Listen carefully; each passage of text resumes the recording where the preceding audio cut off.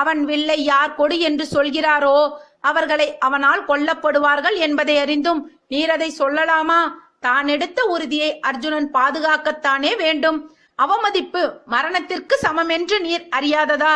அது தெரிந்ததால் தான் அவன் உன்னை அவமானப்படுத்தினான்.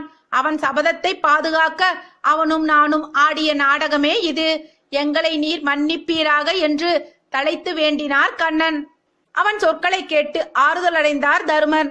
கண்ணா, உன்னால் தான் நாங்கள் எப்பொழுதும் காக்கப்படுகிறோம், காக்கப்படுவோம். நான் மதியிழந்து பேசியதை எனக்கு சுட்டி காட்டியமைக்கு உனக்கும் பார்த்தனுக்கும் என்னுடைய நன்றி என்று இருவரையும் ஆறத் தழுவிக்கொண்டார் தருமர்.